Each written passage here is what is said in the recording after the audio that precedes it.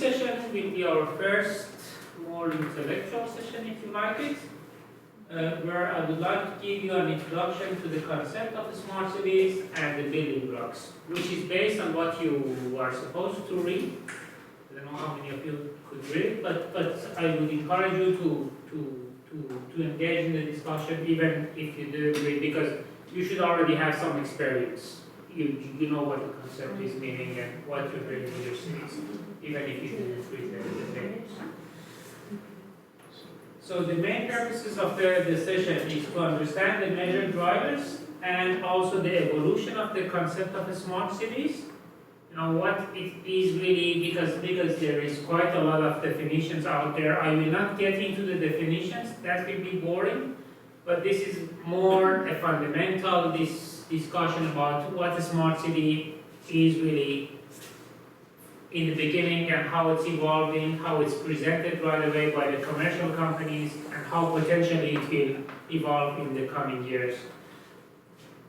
And then together we will develop kind of a conceptual framework that explains the building blocks of smart cities based on what you read and what you experience in your cities, and really use this framework as we did in US as the basis of discussions in the next 2 weeks.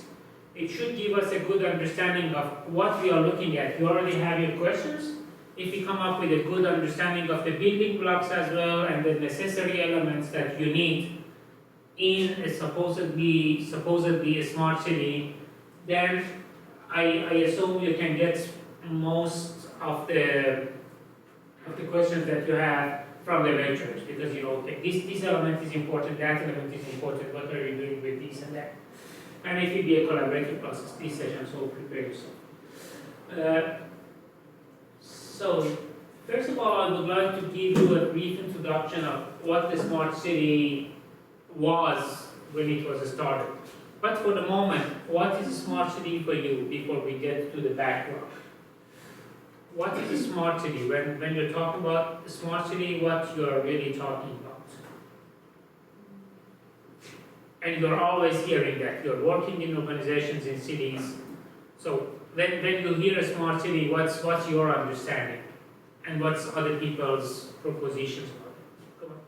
I think that generally when we hear about smart cities, especially in places where it's not deeply as a concept, like in Athens, which we moved from zero discussion to talking about and strategizing about in 5 months or 6. So people with smart cities, they instinctively directly think of ICT, so and applications even. So they think of smart parking applications, and so it's not a very developed concept basically.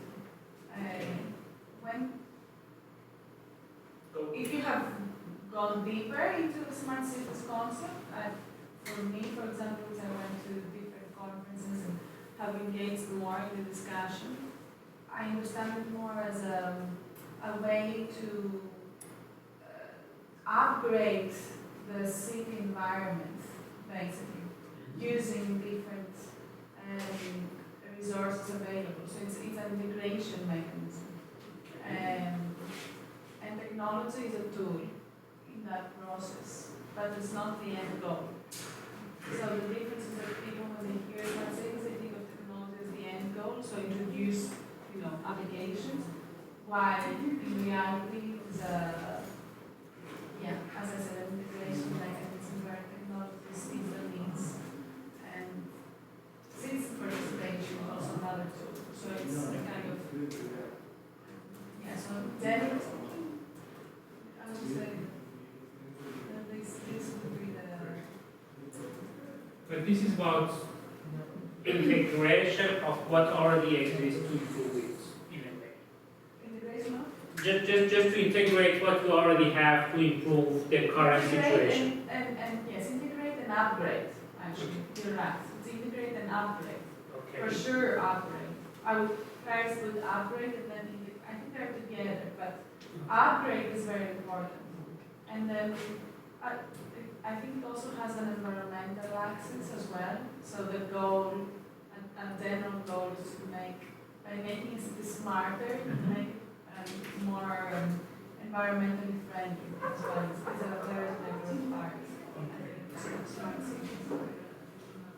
So, you see the smart city more as a process or as the entity itself? Because you spoke about I think upgrading. it's a process. I mean, you cannot, because it's such a big thing to do in a way. So it's a strategy, and a strategy is always a process with different steps. That's why I say. But generally, I mean, that's why I'm saying there's a distinction. People treat it as a goal, kind of let's be smart. But you know, this is it's not a linear thing. So.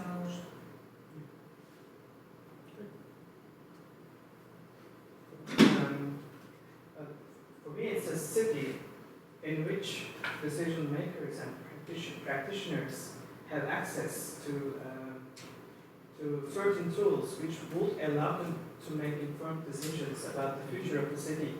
You're not basing your strategies on predictions. You do estimations based on the information you gather from different sources as part of this measure. But at least you are having some robust basing for your predictions. And for me, it's also, I think I agree with you, it's a strategy. Being smart is only one of the goals of a city, but it's not the end of it. A city might be a smart city, might provide you with all the information you need, but if you are not having a sustainable strategy about the future of the city, you might not end up being a very efficient city. So it's a tool, it is available for people to make use of, but it still needs certain initiatives from the government side and also the private sector. It's a governance process, I agree. It's totally a governance process. I think smarter city is a process that makes the city more sustainable, efficient, livable, and applicable for all of the citizens. It not only for the decision makers or government officials, but it for the whole citizens to make their life more efficient and more smart. They can use the technology, use the real-time information to facilitate their life, to improve their life quality, and to participate more in the fields of economy. And when the city faces the challenges, they can use smarter solutions to address problems in all kinds of fields like transportation, energy, education, and healthcare, and so on. For me, smart cities is the best way to live together in big cities, because I think technology is like traditional public service. No, it's other service, but interconnected, and it's like connectivity plan and interconnected plan, because some cities maybe have good transportation, but not have good housing or the best housing is. And I think so. Technology management the complex. It's So this is using technology to manage complexity, yeah? Yes. Correct. For increase the quality of quality of life. Nora, maybe? For me, it's it's a system that makes the citizen life more easier and to improve the quality of life. And it's an integrated system as well to link everything together and make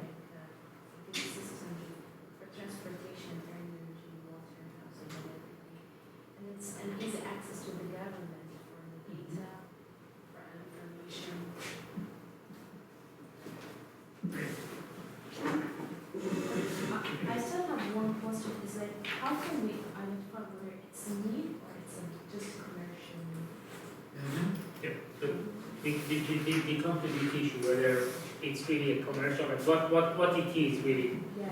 when we talk And we about that. want to be really needed to turn into smart cities. Lorena? For me, it's a new model of city. It's a new model that integrates all human systems, transport, healthcare, security, and it's the way that we try to use efficient the resources available because of the growth rate of people. Okay. I think you already mentioned quite a lot of different dimensions of the concept and how it's used in the literature with practitioners, with companies. But what I would like you to pay attention here is a little bit of background. I will go a little bit deeper on this question that Nora was also asking, whether it's just whether it's a real need or it's a commercial product that is sold by different companies, basically now IBM, Cisco, and other tech giants. When you look at the concept a little bit in details, you get to this paper if you go to the references. By Richard Howell in 2000, they wrote a very conceptual paper, 5-6 pages, and they named it The Vision of a Smart City. And here the guy is an American guy working for Department of Energy in US, and he was asked in 2000 to write about smart cities. This is more or less the first time that you hear this term, the smart city. And here he gave a good introduction of what's happening in US and why do they talk about smart cities 15 years ago. He said that we have quite a lot of research and development, engineering technologies developed for military and aerospace industries in 1980s. To make more smart, intelligent, or adaptive materials and structures. This is more or less the time of the Cold War. You have the space race. Who will send the first spacecraft out there? Who can win these Cold War games? And the U.S. invested a lot on all these new technologies for material and structure development, for the purposes of non-civilized applications, aerospace, military, basically. And it's funded by NASA and Ministry of Defense of the US. So you have quite a lot of new technologies in 1980s, which after the war, you have to make use of them because you invested in something, and then you have to make a use of them. You cannot anymore continue the space war. It's already done. In 1990s, the Soviet Union is gone, and it's US, and you have to make profit out of what you did research on.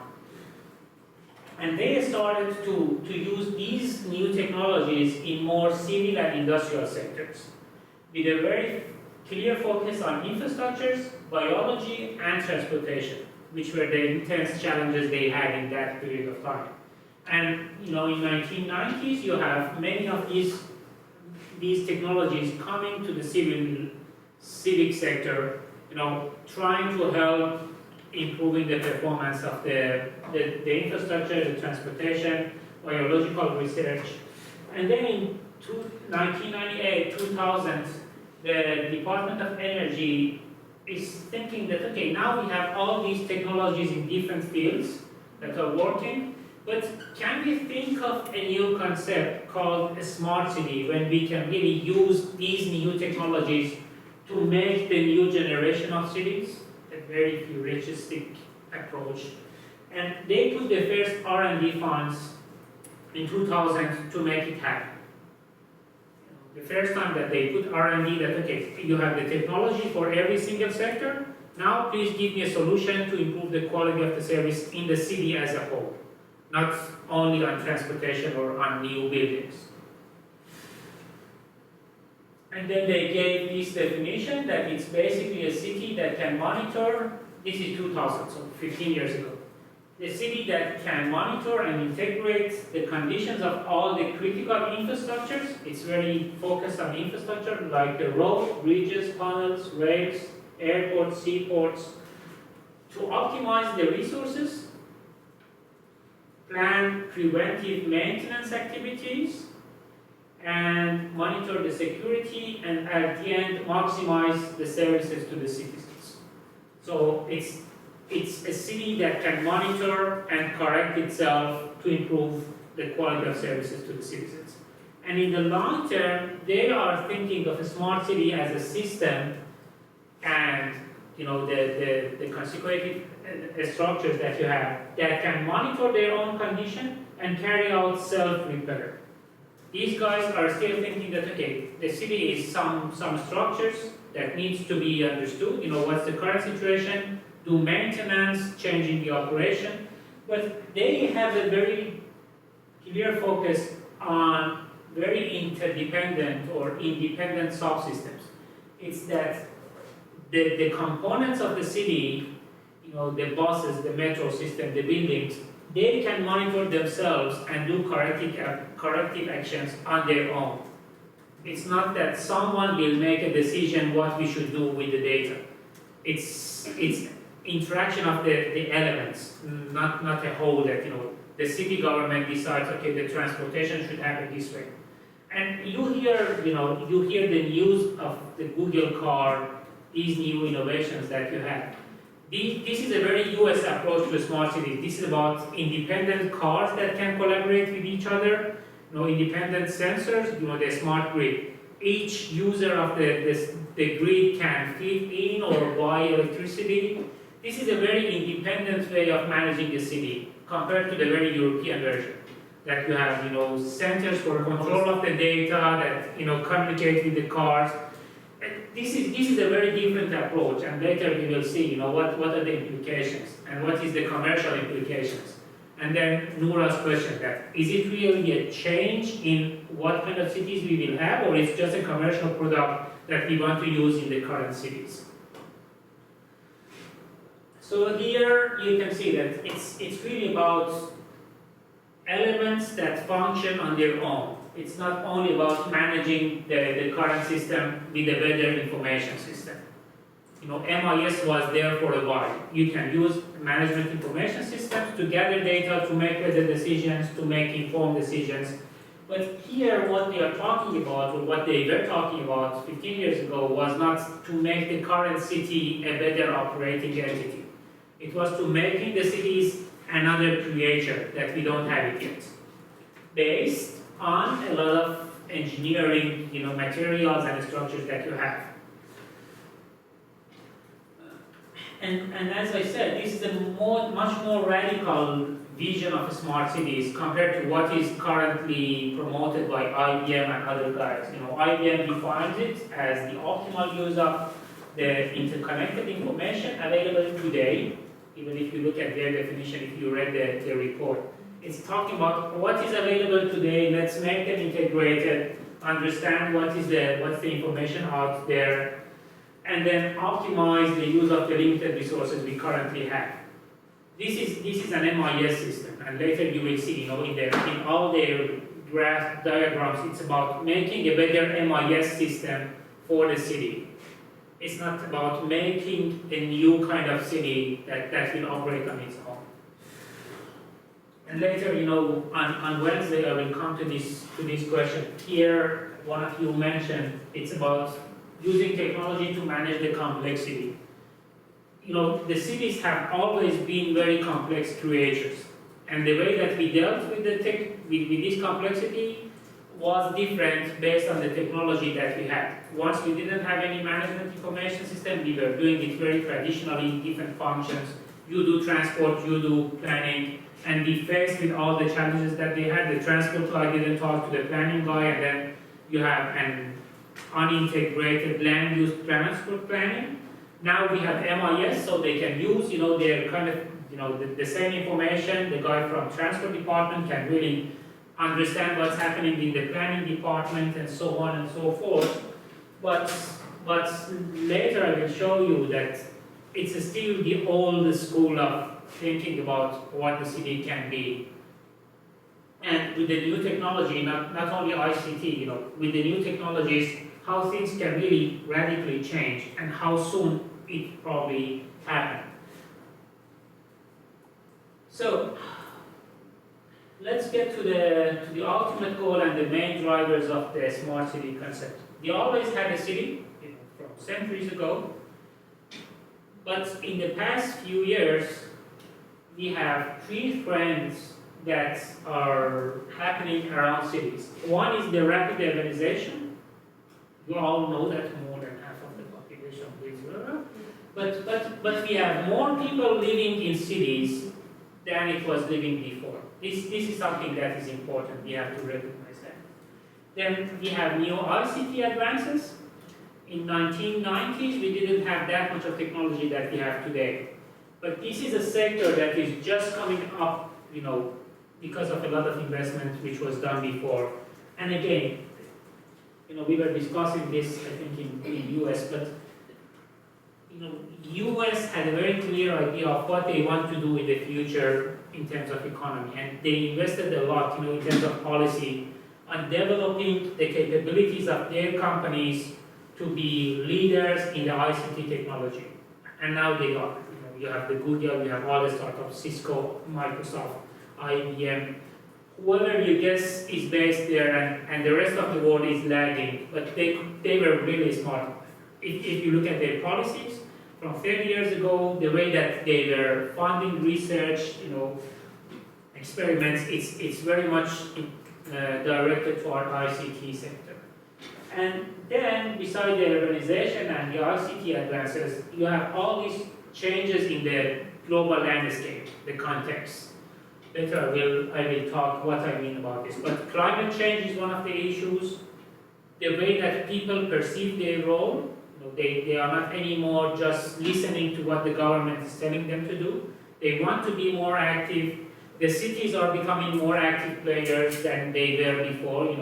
The national governments were the dominant players at one point, but now Istanbul and Dubai are replicating each other. It's not Turkey that replicates what's happening in other countries. It's cities that are trying to get a better position in comparison to the other local competitors. And these three together are, I think, among the driving forces of the smart city concept. The traditional city is emerging to smart city because of these three main factors. And at the end, all of the smart city initiatives, they want to enhance the living and working environment for the citizens. So the goal is the same. The main thing that we want to discuss is that what does it really mean to improve the condition of working and living in cities? Is it just improving the current practices? Is it reinventing the cities? What does it really mean? And here I just wanted to show you this. In the innovation discourse at least, you have two ways of thinking, technological innovation, if you like it. You usually talk about whether it's a technology push innovation, you invent something new. For example, you have the touch screens, okay? You invent something, then you go to the market and try to find an application for that. And you see, it took them a long time. You had the touch screen technology quite a while ago, but the market was not ready for that. You remember the Microsoft, they had this, what was it called? The PDAs that you were struggling to work with the Windows and it was not working, but at the end, Apple could use that technology after a while, really commercially, and then it just moved. But you invent something, then you go to the market to find an application, and this is the technology push phase. The other one is the market pool or demand pool. When there is a certain need outside, now you have a cancer outbreak in the world, so many medical firms are targeted in developing, treatments for the cancer. The demand is already there, then they start doing research and development. And in this smart city smart city arena, you have more or less both of them, because you have quite a lot of technology push from the ICT sector, and then you have all the urbanization and changes in the landscape, which makes kind of a demand pool, for these technologies. And when these two emerge, then you have boost of an innovation. And this is why you hear the smart city every day. Because these two are really emerging at this point of the time. So you hear it everywhere in different sectors, different cities. Everyone wants to do something with smart cities. So I will go a little bit deeper into the main drivers which I mentioned. The first one was the urbanization. You all saw this graph that you have more people living in cities than rural areas. And this rapid urbanization means that there will be more pressure on the existing infrastructures. We have the infrastructure, it takes us some time, to build new pieces of infrastructure. The transport network cannot be expanded in a minute, in a week. It takes you 1-2 years at least to plan something, to construct something. It's a long-term process. But because the urbanization is happening so fast, you always have an urgency to enhance the efficiency in the current infrastructure. You have to make better use of the existing infrastructure, and you can make it by better planning, by better integration of the data. But this is not sufficient. You can have a short-term cure for the transportation system of the city by better using the current existing infrastructure. But you remember this graph, I took it from the BCG presentation in Dubai. There is almost $1 trillion need for investment in infrastructure in the coming 20 years. Because efficiency gains cannot compensate for the new urban dwellers that we will have in the coming 20 years. So we have about $1 trillion investment every year in infrastructure. And these new investments every year across the world. This is huge. And the BCG guys are selling this because someone should be able to finance this. And they are working a lot on PPPs, how PPP can provide you with that amount of investment. So this is needed or this is happening? This is needed. The infrastructure need is 4 trillion per year. What is currently happening is 2.7, and what is the gap, what is needed to be added is about $1 trillion. And this $1 trillion at least will happen with new technologies. Okay? A lot of this also happens here, but at least there is a market, $1 trillion market for new investments, which will happen with new technologies. The metro system that you build today will not use the technology that was used, 10-15 years ago. Now you have the driverless, trains that operate independently, and you cannot go and buy the old technology which was used 20 years ago. So you have new pieces of infrastructure with the modern technology installed every year, and it will continue for the next coming years.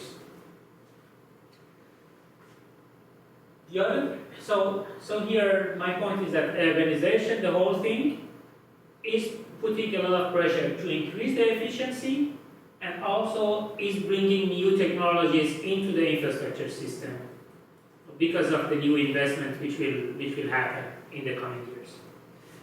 Then you have the ICT development, which is a technology push force. Here, what's this graph?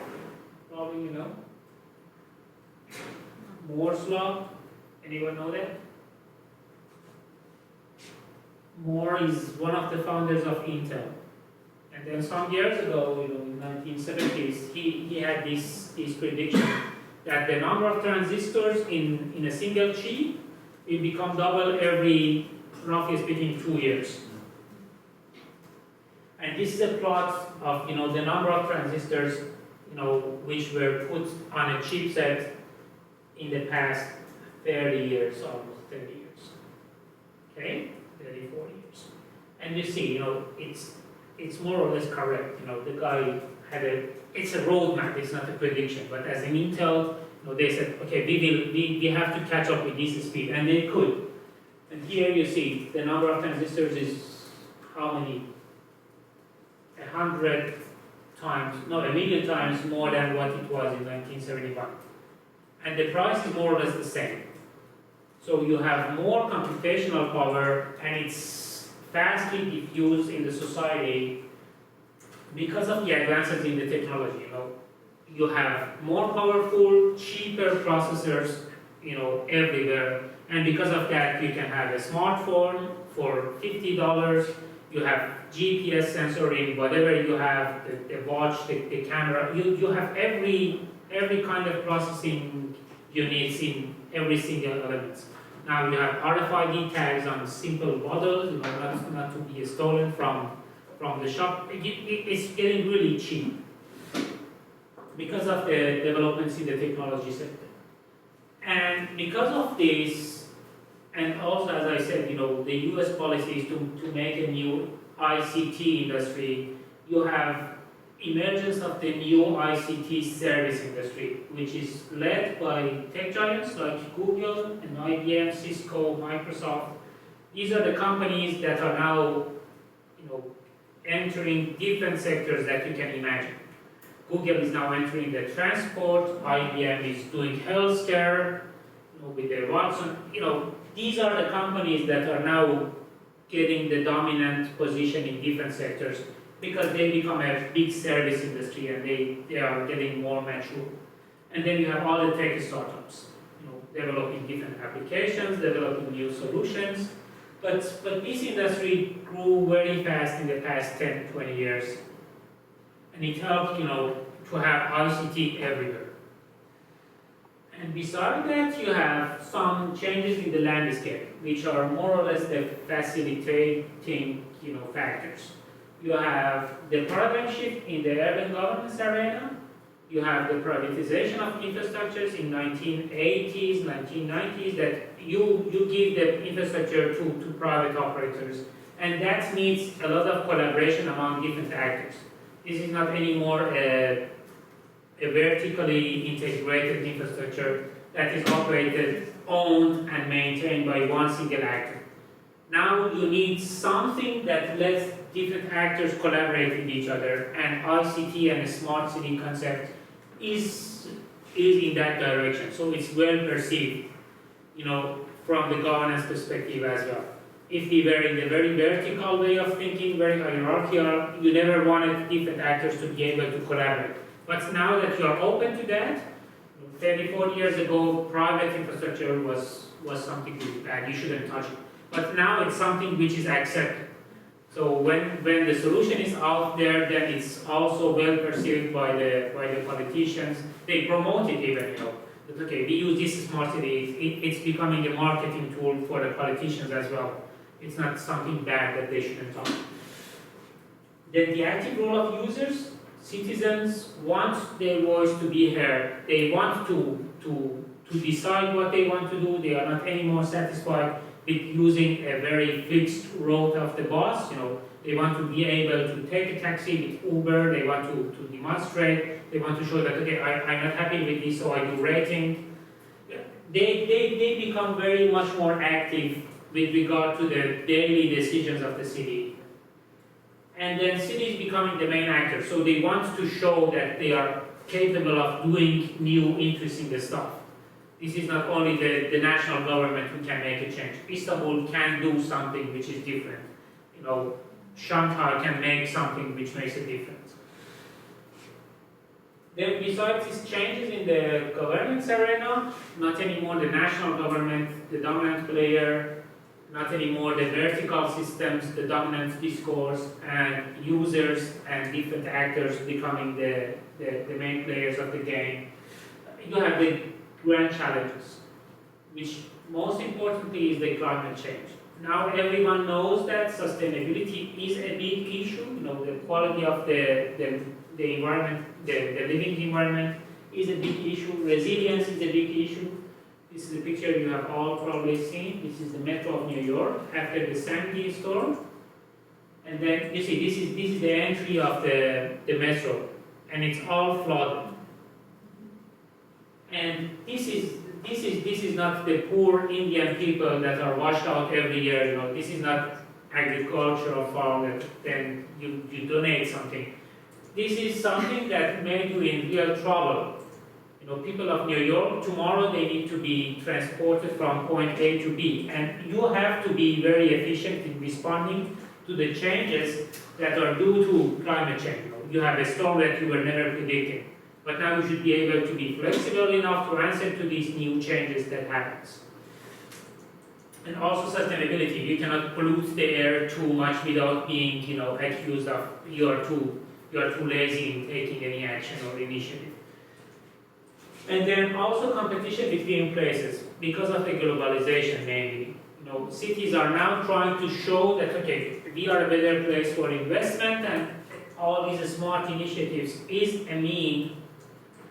a tool to show that we are competent in doing innovative stuff. They want to show that okay, I'm able to be creative, to attract investment, to attract creative people in my region. All of these three resulted in emergence of these concepts, more or less. And I explained a little bit, why do you have the city, and then it changed to smart city because of having all of them together, all the pieces together. You had technology at some point, you had urbanization, urbanization was growing even in the past few years. You see, it's getting high here in 1960s as well. But the moment that you have the smart is 1990s because of a lot of changes. Changes in the governance, paradigms. 1990s you have the privatization, that people should also be part of that. You have all the Kyoto Protocol, the problem with the climate change are happening here. The new technology firms are emerging in 1990s. So all of these different forces gathered together to make a new concept called the smart city. And this concept of a smart, is used in different layers, for different means, but at least you can, I think, we can agree that in three different levels you can talk about the smart. What people means by smart can be categorized in three layers. This is the very traditional city. This is transport, for example, this is energy, this is housing, this is water, different sectors made of different subsectors. In transport you have the metro, you have the buses, you have the taxi. It's very functional, divisional oriented, and they are working on their own. The first layer of becoming the smart is to improve the individual service level. In transport, I will get an IT solution to improve my ticketing exercises, for example. And that's only for that, I do a better ticketing by using a management information system. Later, I might do a better planning also, because now I have GIS, I can make better maps. Also, this is done in transport, something is done in the housing, something is done in the energy, all bits and pieces to improve certain transactions in a sector. Then you have the vertical service level that you say, okay, it's a good tool, I can do better ticketing, I can do better planning, but why don't I use it in every single subunit of my department to improve the efficiency of the operation, and at the end, make them integrated. So I integrate the data from the ticketing with the planning, making it, and also from the subway division to the bus division to the taxi division, to, for example, provide mobility across the city. And then I do a smart card which can be used everywhere. So I make an integrated system for one of the sectors, for example, transport, to improve the quality of the service.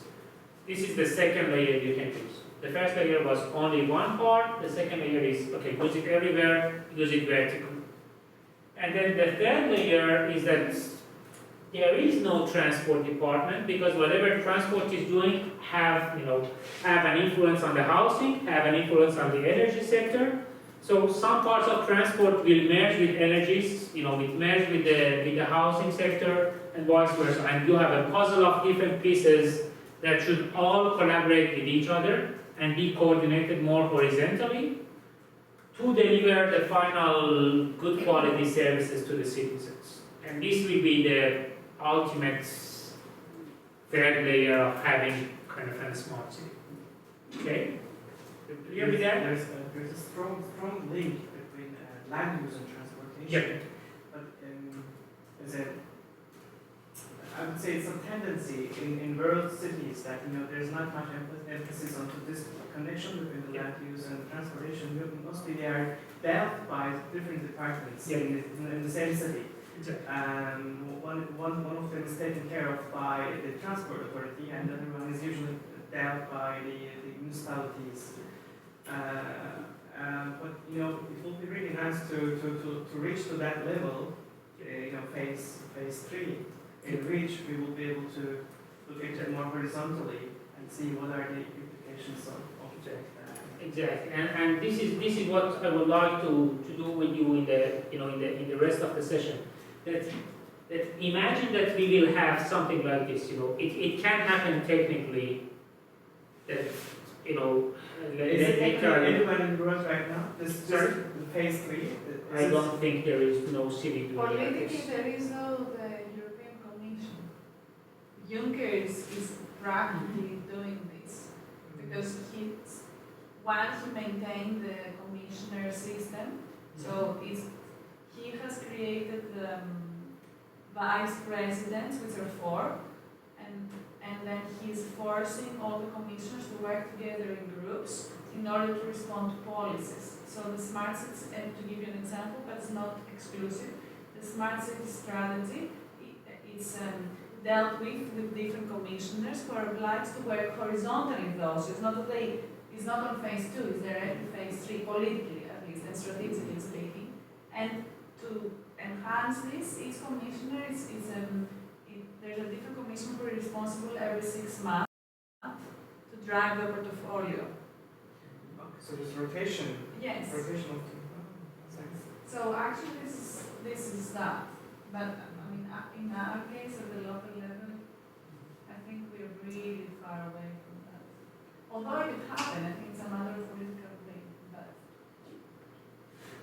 So I just wanted to give you a very short overview of what was the smart city in 2000, how it's now commercialized, what are the main drivers out of that, and then what I would like you to do now is to do a group work that through this exercise we come up with the framework of the smart cities. This is about a framework of building blocks of a smart city if it happens. So it's not about the transition from the normal city to the smart city. Imagine that 20 years from now, we have the third layer smart city. And I would like you to start thinking what the city government will look like and what the city will look like 10, 20 years from now if we will have a smart city concept realized in the real world.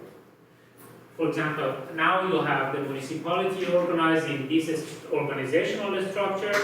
These are the different business models, these are the legal frameworks, etc. And then to have a smart city, what will be there that is different from what we already have?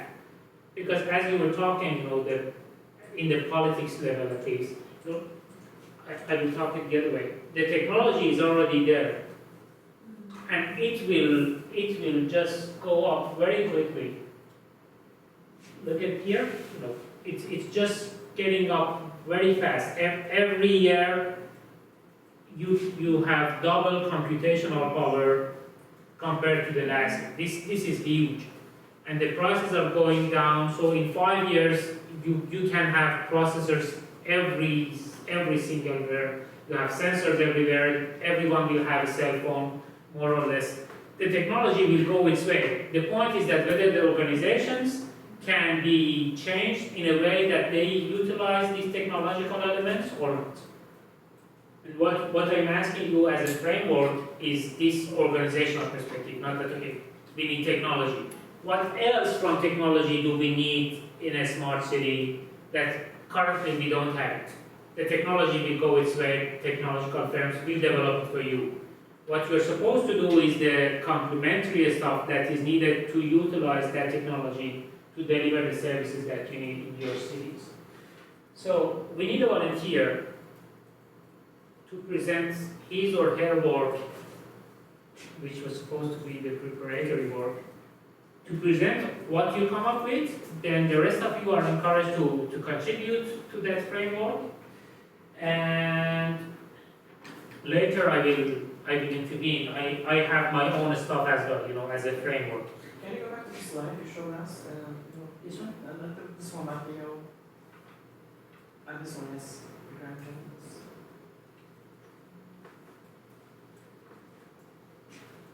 So who has done a homework that can present? I did. That's good. Yes. You have half of it. Then Nobody. and the rest of you read the papers. So you have worked on a smart city agenda of Athens. So you can collaboratively come up with the frameworks. Think of it as a real exercise. What do I really need? You are now working on a smart strategy of Athens. So what will be there in Athens? What should you think of if you want to realize the vision of a smart city for Athens? What are the elements? And you do something for RTA and you do something for Bahrain. So Maria, may I ask you to present what you have already? You can make a drawing if you like. We can have your file if you like. Tell us how you prefer it, and then we build a discussion around your home. My friend. I don't bring mine, but I can do it. You can do it. Yeah, I think. Let me just make a photo of these elements. that I- you keep, and then you can- Idea postlet to represent them, my friend.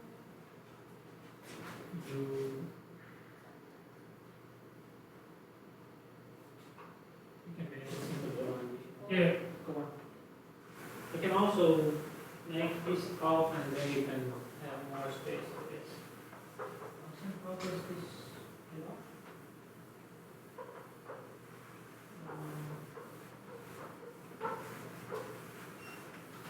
okay. In the meantime, can I just make a comment? You showed us this graph, not graph, sorry, it was a chart in which you had the need globally for expansion of the infrastructure Yep. and what is supplied at the moment. One way to tackle it is also to look at ways in which we can lower the need. Yep. Whether we can find a different way of dealing with it. It's a subjective thing, yeah. If you are basing your need on the basis that that would be expensive highways required as part of your policies, then obviously the cost will go further up. But if you try to make a shift and reduce the demands and play with it and try to make people travel in a more sustainable way, you might have a lower figure for the needs. Yeah. It's not only about increasing the supply, but also managing the demand. I believe. Yeah, sure. Definitely. But And it will help the city to close up the gap quicker. Yeah. For sure. So it works from two directions. Yeah, totally correct. The point is that investment is not only for new infrastructures, it's also for replacement of what you already have. Because many of the infrastructure is getting old, and then you have to maintain, you have to replace them. So in either in maintaining or replacing the current infrastructure or in building new pieces, you can always inject new pieces of technology to the current system, which is what will happen. In the next 10, 15 years, you have kind of a new generation of infrastructure, which is more able to communicate with each other. They have more sensors integrated in them, which is not what was happening 50 years ago. And this is more or less the time that the big investments after the Second World War, you invested a lot in different infrastructures. Now they are declining in many parts of the world. And this is the peak time for reinvestment as well. But totally correct. There is also the demand side policies that you can change the way that people behave. People, use the infrastructure to reduce the total amount of infrastructure that you need. That's totally correct.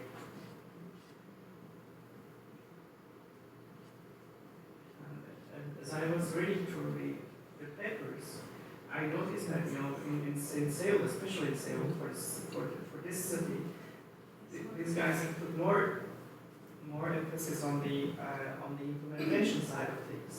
They were very quick in implementation, but they did not spend too much time on the planning side of things, Yeah. as much as the European examples. So one of the questions that popped in my mind is it really acceptable to keep the planning duration short, and then do quick implementation? Okay, you get it done at the end of the day, but how the longevity of the implementation, how long it will take you to without any maintenance needs, You make something very quick, but is it really good for the long term? Does it really answer the demands in the long term or not? It's a quick win, but what is the long term? Exactly. So Maria? So I see the framework like a postlet that you need to create an internet platform. It should be with technology, innovation, and the use of ICT, good management and security. Because I think that one of the issues sometimes is like if you don't have a safe program or a safe process, people don't believe it. So, and then you use district scenes in each of elements to create the model of a smart city. No? You need to create a new governance model and include the citizen participation. Because, for example, if the people doesn't know how it works, they don't want to use. And you need to build a smart infrastructure from the government. You can start urban service. I read in the IBM document that, for example, there are many kind of measure systems. So they allow to use the resource efficiently. You need to be a con of the urban context, a smart economy, because you need to allow a new model business.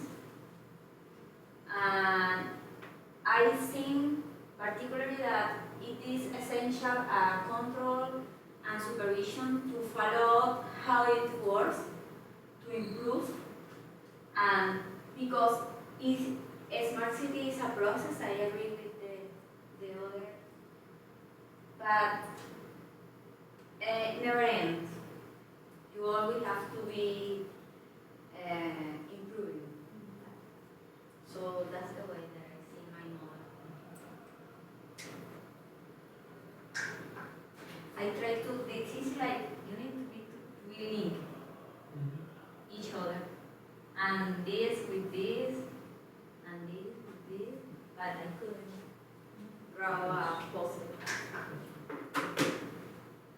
So the point is that you need Everything. you need an integrated framework, platform in the middle that enables the other 6 elements to be to be interacting with each other and to be merging really as they should. Yeah, Urban services with the smart infrastructure, with the new governance model, with the smart economy, with control, and this is environment, urban context. yeah, the urban environment context. and urban context. So the functionality of the platform is to enable the 6 elements to really work together. Because, for example, in Venezuela, there are some examples of try to e-government, you know, but the government don't give new models to the private sector, try to invest in that. So that doesn't matter that you have e-governance, but you don't have new models or new business models, or you don't have control supervision. So I think you can work separate. You have to work like one. So your comments, what's missing here? Okay. Great. Yeah.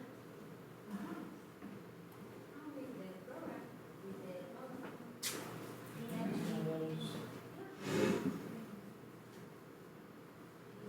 the drive.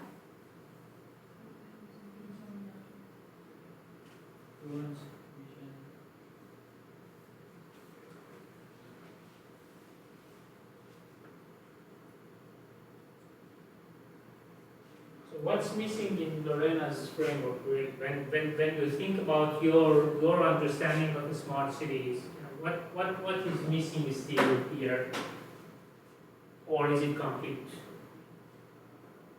If someone comes to your city and try to sell you this framework, that okay, for realizing the smart city initiatives, you should have these elements, and we need an integrated platform. I will make it that way. Will you really buy this or not?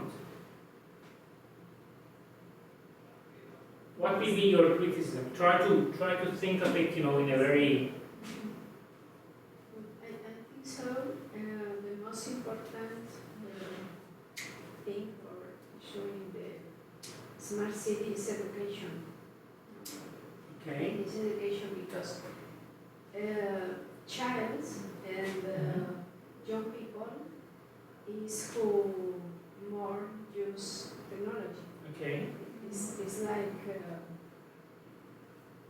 similar, no? Child and technology is, but I think so. It's easy. It's more easy to incorporate child in a smart city or young people for education and stuff. So Lorena has something on citizen participation. What you mean, instead of, you know, beside the citizen participation, you also need to invest a lot on education of the next generation. Go on. I think so. The way it is there, although it is written, so the goal is written, it is integration. Still, I think for all of us it's really difficult to move from the segregated little groups. So, you know, so as I said, so the willingness from your model is to have an integrate, but the way it is the way it is presented, it is not integrated, to be honest. Okay. So maybe it's part, it has to do with the mechanisms that we have today in our hands, and this is important, and of the way we have been used to delivering, or planning and delivering services. But I think this is what in reality, that actually you don't have a puzzle yet. I think the puzzle is a very good way to approach the smart cities agenda. But what we see here, after all, we're trying to translate this to policies. It would be a network. So it would not be a puzzle. A network is not necessarily a puzzle. Yeah. So, I mean, in theoretical terms, maybe we even have to start thinking of it. Because a network, it's the different bubbles. So you have the citizen participation. It's in reality, it's vertical, practically. Because it's not that you integrate citizen participation in something. Citizen participation is the center, so it's a different conceptualization. But what will be the elements that is needed, to make that happen? What's your suggestion, to change the framework in a way that? We need a flow of information. We Okay. need information to be able to inform decisions, and we need an intelligence analysis on those information that is feeding into your system. Let's say we have smart economy, but what is the information we gather from smart economy? What is the information we gather from smart infrastructure? And how is this information being analyzed? Okay. Can I ask, when you say information, because information, the problem with information and data is that it's about what is the mapping about what is the situation today, and then creating the infrastructure for tomorrow. But when you say we need information, do you say that to move from the smart to the smart cities we need to know where we are, or is it about creating the system for tomorrow? No, the first one. To need to know where we are. And I had one question for Lorena. In the smart economy, what do you concretely have? Is it like more policies to promote innovation, so incentives to the company, that kind of things, or is it new business models? Because I think it's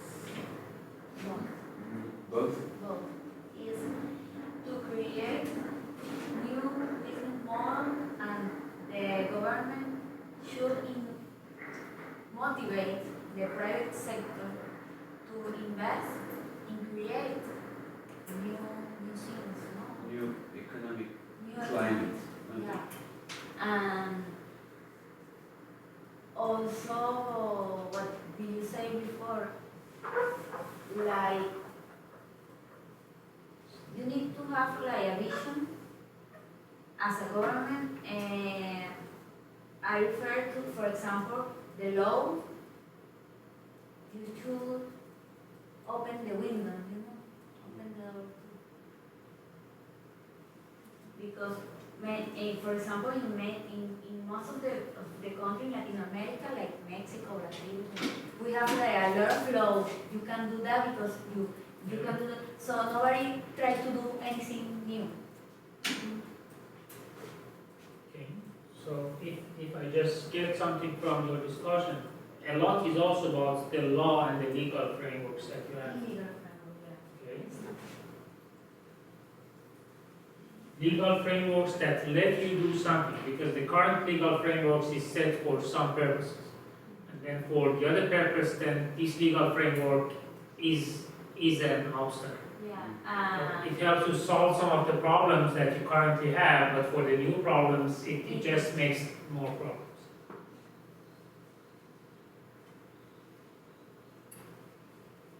Anything else? Health system, Anything healthcare else? system. Okay. Because in some, especially in Asian countries like Hong Kong, like Tokyo and Seoul, there is an aging society. For the old peoples, there are the percentages increasing every year. Okay. Mostly for the aging society, yeah?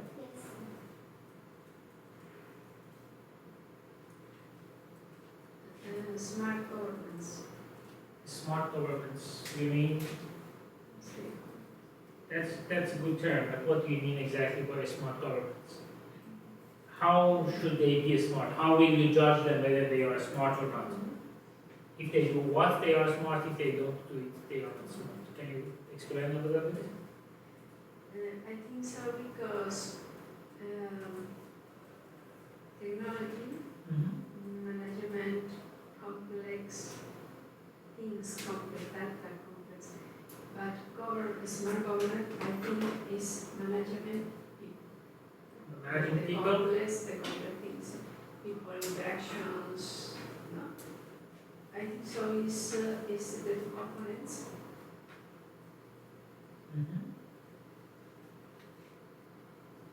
put it to manage social and technological companies. It's basically not only about managing the current issues, but also trying to come up with solutions for the upcoming issues, the forthcoming issues in the city. Managing the future, if you wish to say so.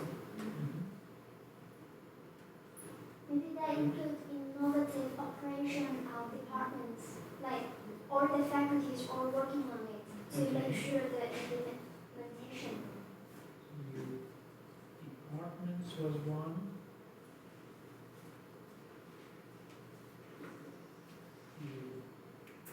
Futuristic.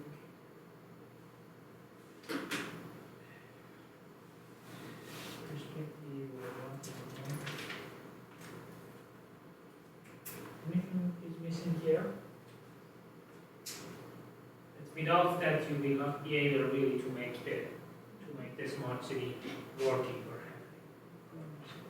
Yeah, I think just Lorena, what you did this morning, you spoke about these indicators, and I think it was interesting.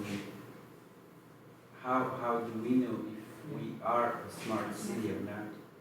So I don't really know how to integrate it in the framework, but I think it's really important. So let me jump to this very basic proposal that we have here. So when I was reading the same papers and when I was thinking of the different elements that we have heard already, I come up with these 4 general categories. Later I will show you the details. I think the technological elements is important. We are talking about the smart cities. Without the new technology, it was not going to happen. So technology is a big part of a smart city, and it interacts with other elements, like the management organizational elements. So, cities currently are in charge of the old-fashioned conventional operation and maintenance of cities. When the technology is changed, then this will need to be changed as well. And they are linked together. So technology is important, but the ability to manage this technology is also important. The city government cannot deal with Google-like companies or IBM-like companies with only having people who are trained in politics or public administration. Now you hear a lot that some of the cities are starting to have innovation officers, chief innovation officer. This guy from Russia is now promoted to become the chief innovation officer of Moscow. Unfortunately, he couldn't come, but fortunately, he got promoted. And then you have the technology directors in some of the cities coming in the organizational chart.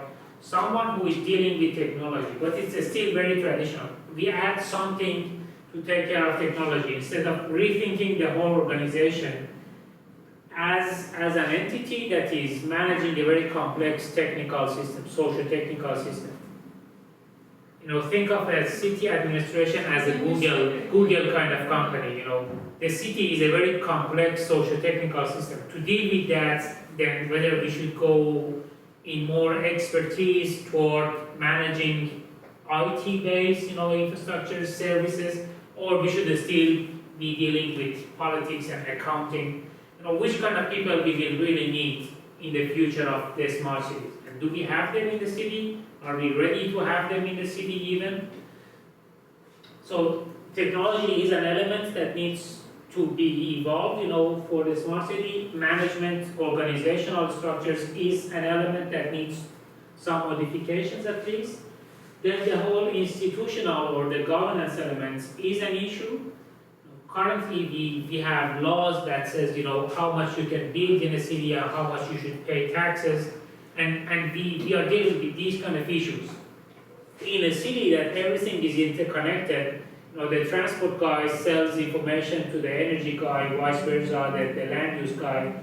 the land use planning guys, how will be the governance structure? Who is making decision about certain issues? What's the legal framework to solve the conflicts when the energy guy wants to do something which the transport guy doesn't want, and then there is a conflict? Who is in charge of solving these kind of conflicts? Conflicts. Currently, we made it clear they are silos. The transport guy does not need to solve any challenges with the land use guy or with the energy guy. I do my job, you do your job. If there is Does not anything, want to, not just does not need to, does not want to. yes, also. It's very, very. And they don't talk to each other, so you avoid all the conflicts by ignoring the complexity that exists. We make it simple, but this simplification doesn't really address the challenges that you will have, and the city that will be there in 20 years. I'm not sure if the current institutional frameworks we have will work for that. And then the demand side as well. Currently people are using the city in a certain way, but we would like them to change their behavior, their patterns of interaction with the infrastructure, their patterns of transport, their patterns of energy consumption, their living, habits. We don't have enough land to host people in, the one flat, big houses. We need to make them live in much more denser complexes. Then these users should be willing to accept those kind of controls. You want to control the patterns of consumption of energy. You will look at their patterns. Okay, you use this amount this time. The privacy. Do I feel comfortable sharing all this information with the city administration, with the technological firms, or not? So these four general elements, I think, can more or less capture what we need, to have a smart city. We should think of these elements at least. This doesn't mean that these are comprehensive, but we should think of these four elements that are important for realization of a smart city vision. Now, we have some of the points here. Do you see any specific? I will become more specific in the next slides. But before I get into that, do you think that for technology there is something specific that we don't have it already here? We have ICT infrastructure, we have the information flow, and then the analysis capabilities. To make intelligence out of the data. Anything is missing yet, or it's okay? So one on technology. It has, it has its own powerful sides, and one of them is also, once you introduce a new technology in a city, you also take away the opportunity from the decision makers to make unjustified decisions. Traditionally, and especially what I'm going to say applies for the developed countries. I worked with some authorities in the past in the developing world, and they simply can take decisions just because they want to do so without any justification. The director of the highway department, the director of the environment department, you might see them taking decisions on their personal, in their own personal way. But once you introduce a technology, you take away this opportunity from them, and they are forced, they are compelled to justify their decisions. Exactly. So the technology has a double-sided effect on the future of the city. Yeah, definitely, and it will have a huge impact on all the institutional environment that you have. I call it that way, you will see. But all the power relations will change. This is not anymore the guy who is sitting there who can say, okay, this should be done, because the data shows something else. The guy might want to do something, but then the data shows something else, and he is not the most powerful person to put the agenda, because he's the director, he can put the agenda, this should be done.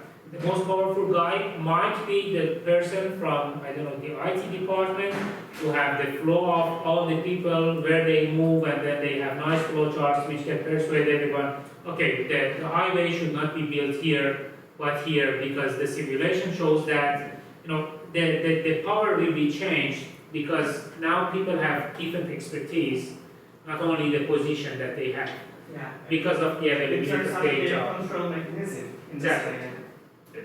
But I think you can get many options, but the decision is still having in a person or in a group of person, Sure, yeah, but he has to, he knows that whatever decision he takes, he might be questioned on that because the indicators are showing otherwise. So having this responsibility on your shoulders will make you make more, thorough analysis of the decision you are making. Yeah, you will not be as comfortable as you are, as in the old traditional way of doing things as you want to do. Yeah. I mean, still in the current, modern cities, decision makers are presented with different ideas for the same topic, yeah, and then they would, but all of those options will make sense in one way or another. So none of them are not unlogical. They all make sense, but they are all coming out of detailed analysis of the current issues in the city. So in a smart city, it's really important knowledge management. Why? Because it's not only that. I think so is the main point is strategic thinking. Okay. Only use the other elements for create the strategy for smart city, for becoming a smart city. So you jump to the management element. So one of the elements you think is the strategic thinking.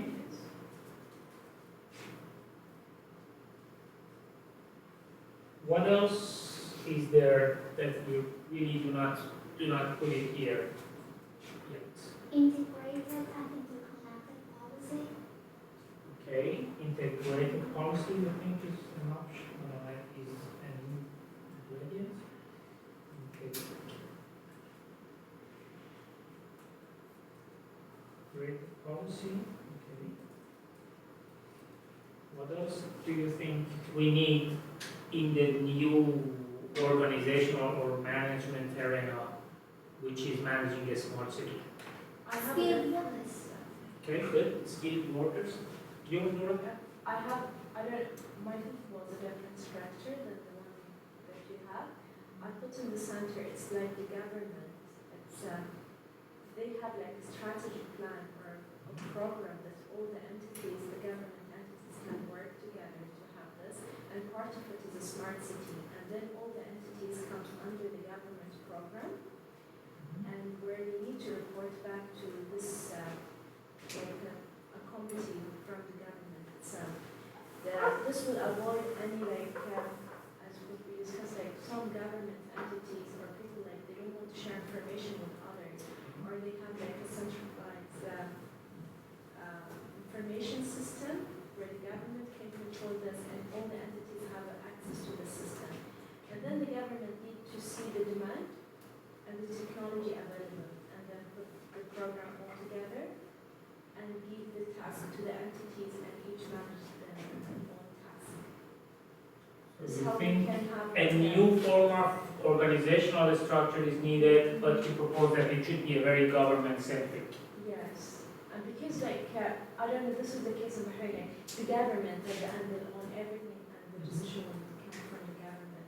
And we have something that's called the government program. I don't have the detail of this, but this is a program where it's distributed among all the ministries and entities, and they have to work for this. If this was part of this program, Smart City, then all the ministries they would work for this. But in Bahrain we work as a country and it's not as a city because of But I will put it here, strategic thinking, one example is the government programs, like what you have there. Because for me, I think like each entity or administrator, they need information or Yeah. things like from others. Yeah. And it's very difficult to share this information. Yeah, of course. Actually, on top of information is important and government. One thing we haven't mentioned is budgeting. Okay, good. So budget control. I mean, because this is a tool to strategy and implementing projects. It's not only so innovating on how budgeting. Basically, I think what we have in the cities is two different things. We have the management of everyday affairs, and then you have the strategy of where you want to go in the future. But the thing is that these two, they can actually be counterproductive to each other unless you use budgeting as a tool to bring together these needs. Okay, good. So I will put it in front of the business model. It's not really business model, but the budgeting, if we think of it as how much money who will have and how much they will generate the value based on the budget that they get. I somehow put it there, but maybe we should add some more elements.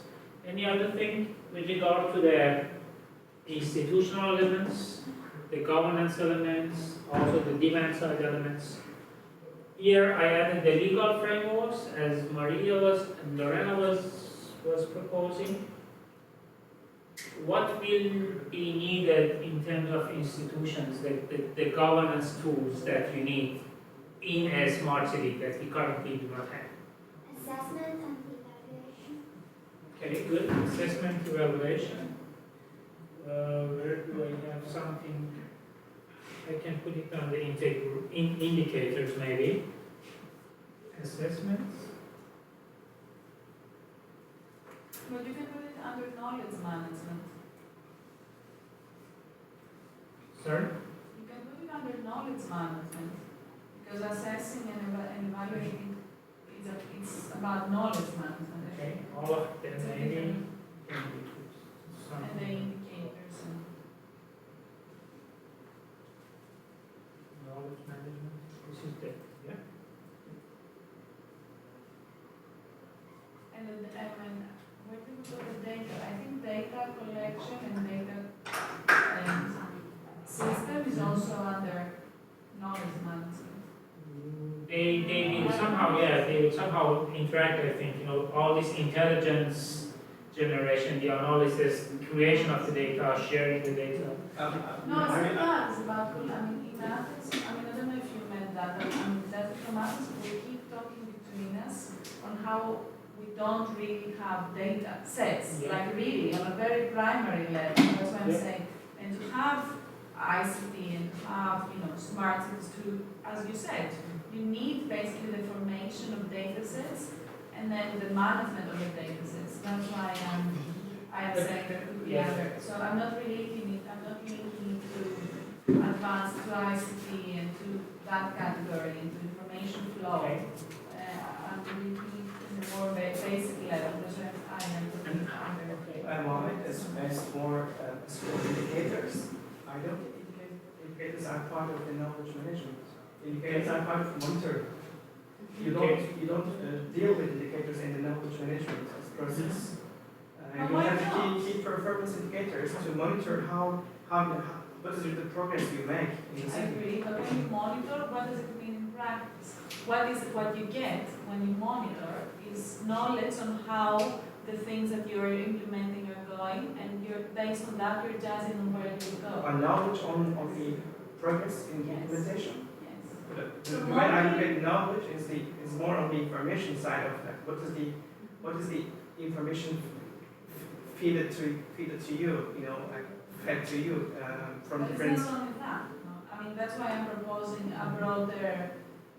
I agree. I know how you said it is this, but what I'm proposing is that if we're to think about larger categories, I think knowledge management can actually be a larger category, which is also about supply and demand. So the supply side is what you said, the demand side as a planner, as a project planner in strategizing, you get it from the knowledge that you receive. You see what I mean? And you create new knowledge. You use the existing knowledge to create, and that's why I'm saying it's a knowledge, and that's why I propose that indicators are added the broader category of knowledge management, because it's a tool to manage information which then is turned into knowledge, because information is not knowledge. But anyways, this is the progress of implementation, I don't think it should be put place under the knowledge management. It's a different topic, but anyway. Yeah, it's a theoretical approach. Maybe Lorena and then you wanted to. You were. Come on, Come in your. right there. Because I think so we need active citizens. Okay. The active citizens, if I want to participate, I need to understand But it's Yeah. not institutional. the information. Yeah, but it goes to the demand side maybe. Yeah. You know, the active citizens.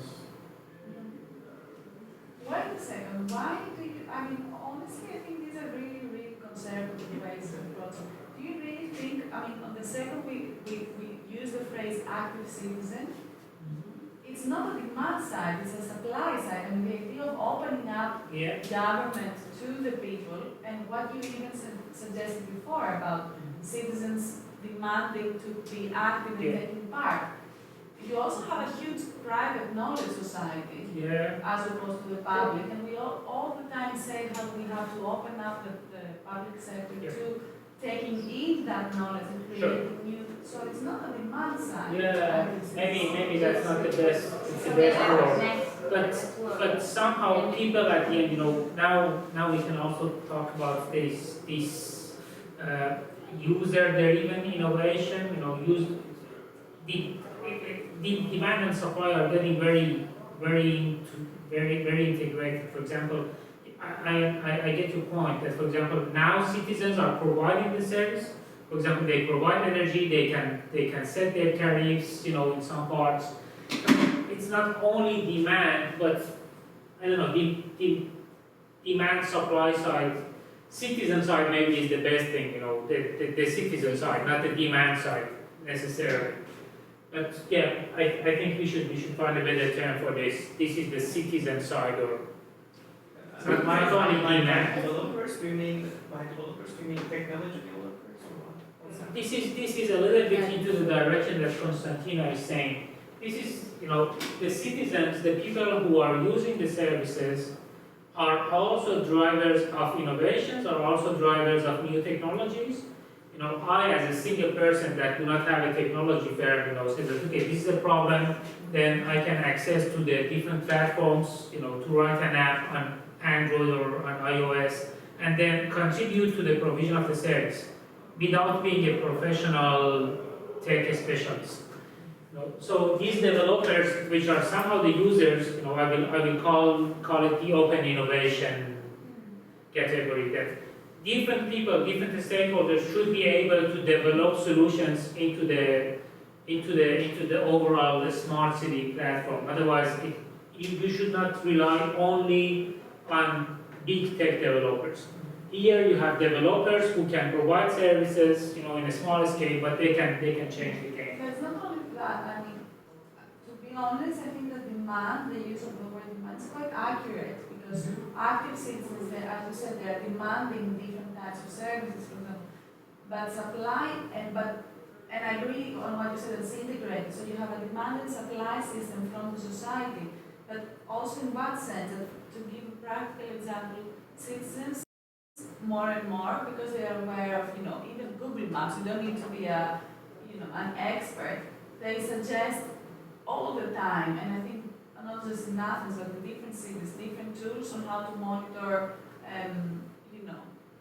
little problems in the city. So, so they're willing to be active and kind of indicate to the services that, look, I have a, my lamp is not working, or I have this problem there, and really map it and just so this is supply of data, and they're demanding that the mechanism is there so you can do it, and obviously they're demanding a better and faster, service to them. And this is not a smart, and this brings back to what I said before, that smart city is not about, applications, not about technological, but it's also about maybe using really simple ways to improve traditional services. I can give an example to that, a practical example from Perth in Australia. They have started this initiative. The city of Perth made an announcement and then said, we are inviting all the residents to visit our website and just place some comments and marks on the Perth map, the city map, and tell us, at which locations there are existing problems in terms of integration to different transportation modes, and what are your daily obstacles in the city. And people went on and provided the information, feedback, and this was a window open for 3 months or 4 months, and then the city made use of this. It was basically a crowdsourcing thing, yeah. And I think this sort of approach should also be considered under demand-side elements, even though the city is going to tackle those issues. The feedback came from the residents of the city. It is going to be a supply project in the end, but the feedback was provided by the demand-side And it was users. about transport. Yeah, transport. How to improve, what are the problems in the... What are the problems for what are the problems for Yeah. in terms of accessibility? Access. What are the problems about the congestion or delays at junctions, and missing footpaths, missing bridges, and there were thousands of information fed into the map, and now they're devising their integration strategy for the city based on this information, it's crowdsourced information. That's great. So let's move to the to what came to my mind. These are just proposals. You already mentioned a lot of that, but for the technological elements, I think the ICT-enabled infrastructure is, we label it, collectively, the instrumented, interconnected, intelligent. This is what IBM is promoting. I think that's fair enough, comprehensive. You need instrumented infrastructure to be able to generate data and to also act upon the new signals that they get. They shouldn't be very passive pieces of infrastructure in a smart city that they just generate data. It's not only a sensor. It should also be to adopt this behavior. For example, the example is really the Google car here. It can send information where it is. It can understand, okay, what should I do? Where should I go to avoid the traffic? To have the shortest map. More independent pieces of infrastructure. They're interconnected. They should be connected to each other. And then the intelligence that later I will discuss is whether intelligence provision is a very central task. You should gather all the data, make something out of that, share it with the actors, or what's happening right away is that we are moving toward more decentralized intelligence creation. That the behavior of different actors, they can understand what the others are doing, adapting themselves to the general environment instead of waiting for a central unit to tell them what to do. Then the managerial elements, I put the new business models, because you will have new actors in the smart city world. Now, you have an actor from the energy department working in the transport sector, and then you need to have clear budgetary or new business models that how these actors will behave with each other. Business model is very private oriented, but maybe budgeting is a more public way of looking at that. But generally, how we make a business, whether it's a public business, an internal business, or it's a private business, how do different actors make business with each other? Then new organizational structures, for sure, new capabilities that you need, to manage this complex set of actors, and new resources. Is it only that the municipality main task is to have buses, to have, to have land to give to the housing projects, or it's something else, to own the data or to own the infrastructure for transmitting the data? These will be totally different kind of resources, and now we have the open data discourse. It's growing very quickly, and we should take it into account. And all the quality assurance mechanism. At the end, this is the government, the city government. They should provide good quality services to the citizens. How you make sure, with indicators, with all the tools that you have, that the needed quality is provided for the citizens, and no one is missing here. Because in a way that every single actor is interacting with the others, how you make sure that no one is forgotten or ignored in the whole interaction of these big actors.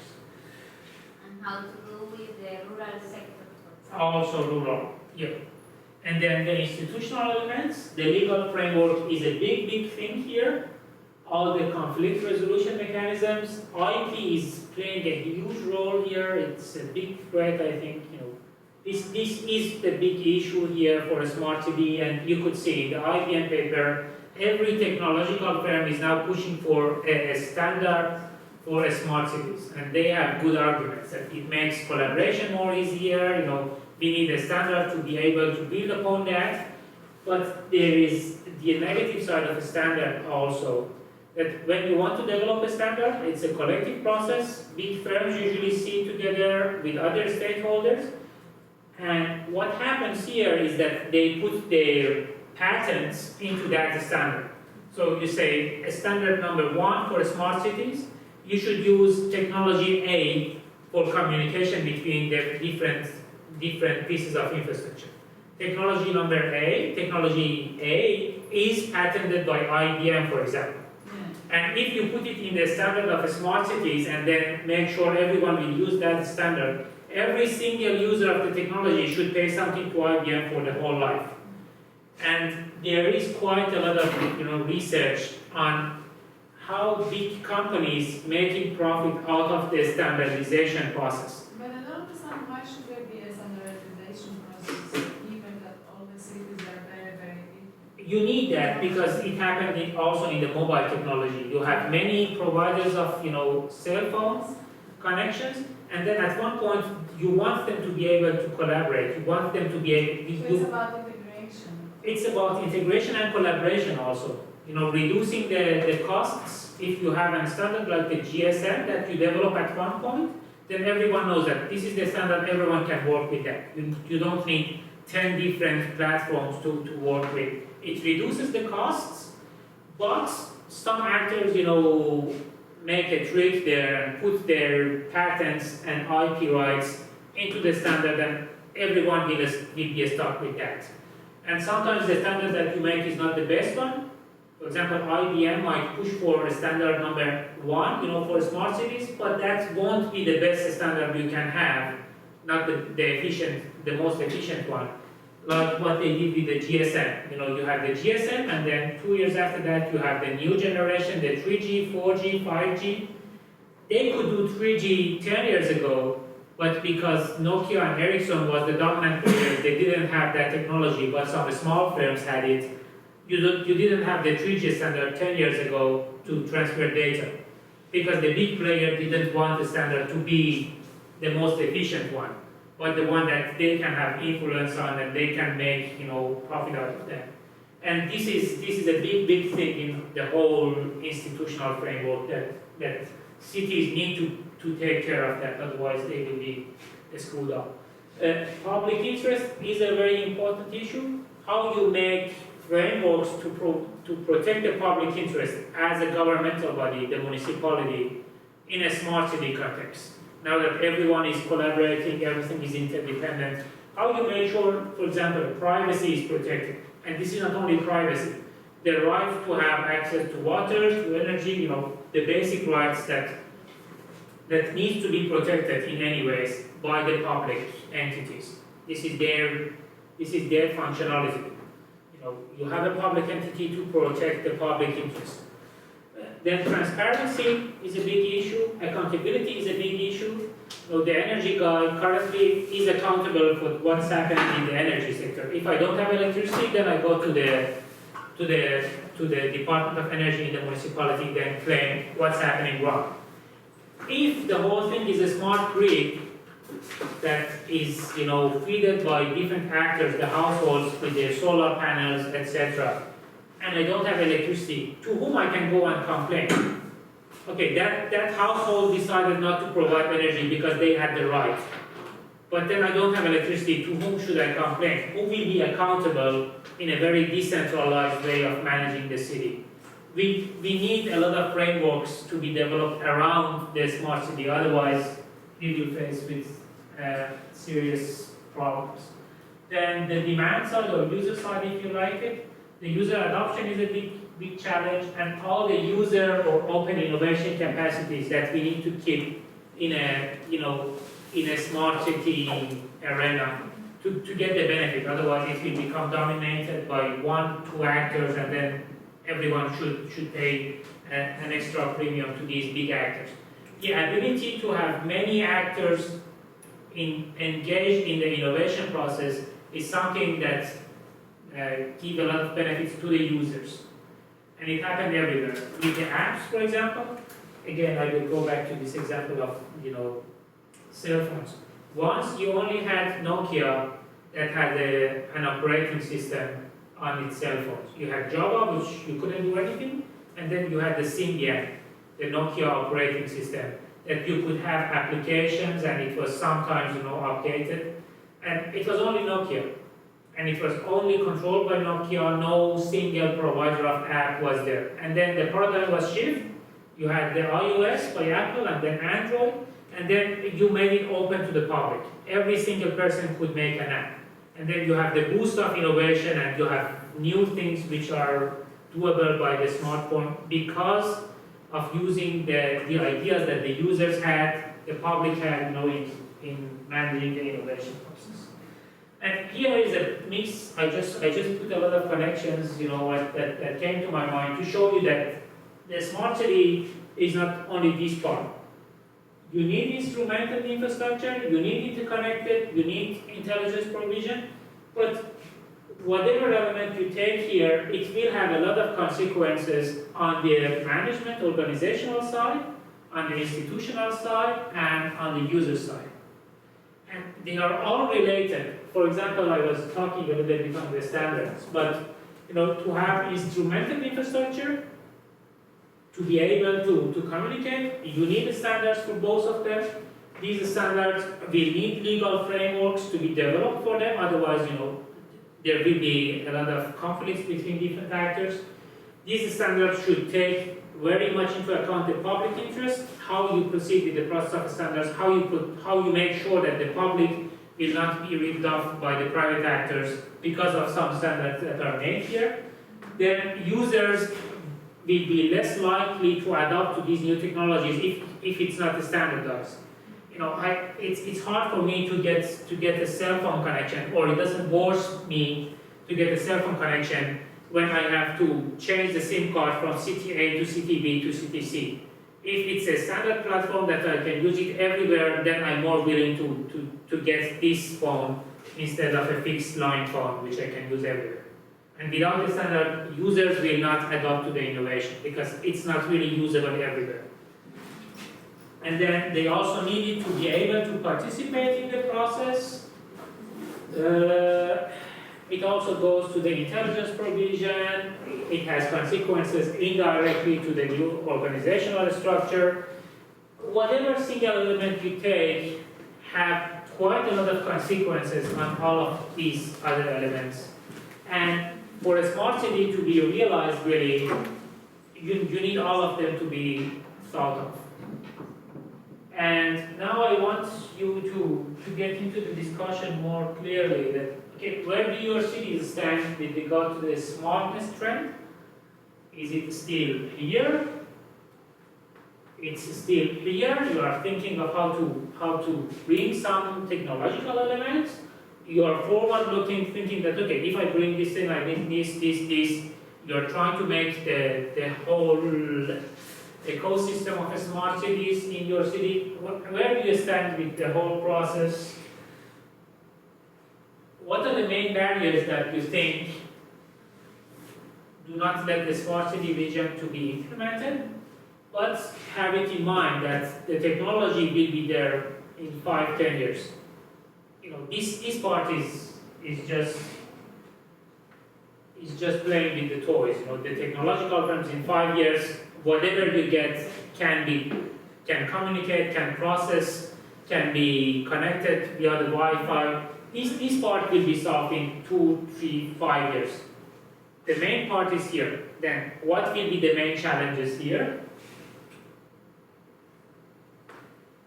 And then the main question that we had, that what will be the benefits at the end, at what cost for the citizens? We do all this to improve the quality of life, the livability of the city.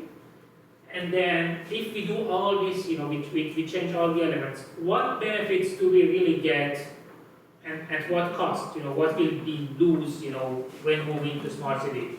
This is something which will happen, but at least we need to be informed of the consequences.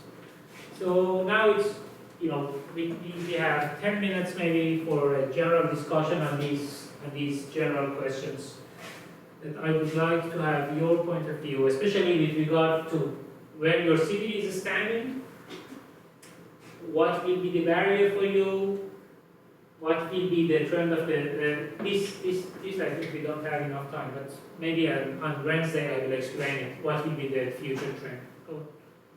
Okay, so in Athens, as I said before, nobody was thinking about smart cities until October. Okay. So we had even applied to, well, actually, were a couple of people who have the knowledge, maybe from the ICT field, but it was not high in the agenda at all. To be fair, the nobody is too much. We had applied to a program in May, but I don't think we knew what we were doing last year. So from October onwards, where we became really active in the European Union as a city in the discussion of the Smart Cities and Communities platform,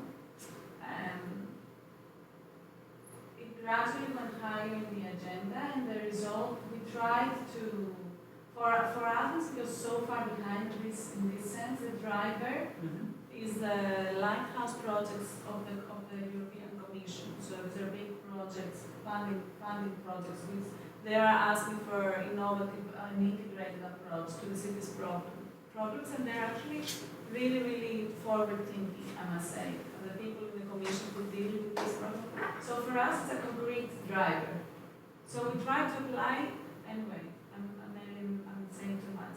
Athens is quite far behind. It is high in the agenda now, however. This means that we are going to, in the next days, there will be an announcement from the mayor's office creating a horizontal team comprised by vice mayors, by the Secretary General of one of his team, by the Chief of Staff, by a couple of advisors of the mayors. And the idea is to work on a strategy and how to implement it. But the goal will be to respond to the. So we need to have a common understanding. We need to have a goal. So for us, the goal will be the Lighthouse project call, which is for next May. But I think in the process we'll create the idea is to gather different elements together and really devise a way to answer the city's problems. This is a forward-thinking concept.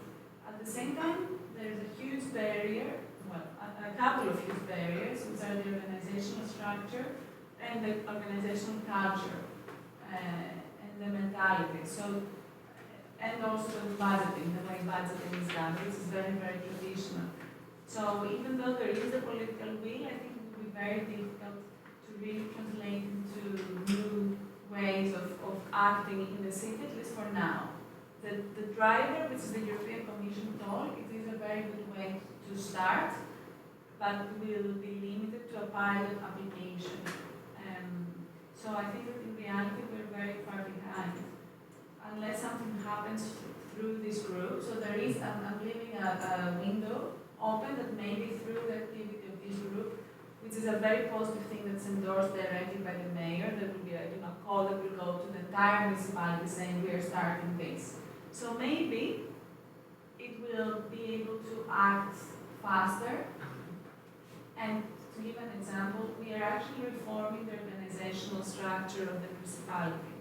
I am 99% certain that it will not reflect the smart cities needs and the whole idea or innovative idea of dealing with the city. I'm leaving a 1% chance based on what the work of this group that we will start, strategic group. But I don't think that will be incorporated for now. Any other cities? Bahrain, Venezuela, Hong Kong.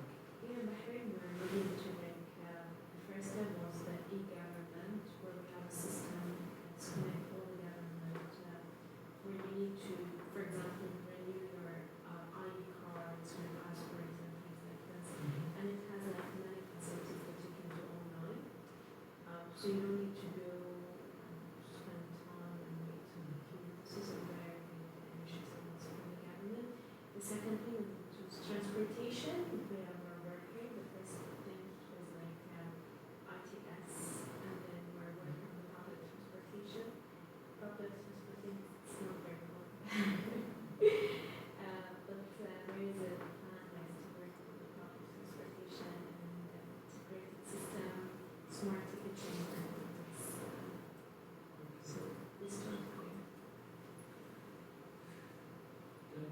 Anybody else want to share something? So this is where you stand, and then the barriers, we talked a little bit on the organizational rigidities probably, that is not happening there. And then these are the questions, as someone who is working with cities, are you really clear what are the benefits that you're going to get and at what cost by becoming a smart city? Is the city really thinking about that, or everyone is on this wave of a smart city, they want to do something? Where do you stand with this assessment of the costs, benefits that it will have for the city? Everyone will go to that direction, I think, because as I said, it's a very strong trend. Every force is now pushing for that. It will happen, but it's good to know what will we get, at what cost, and then how can you reduce the cost, how can you get the most of the benefit.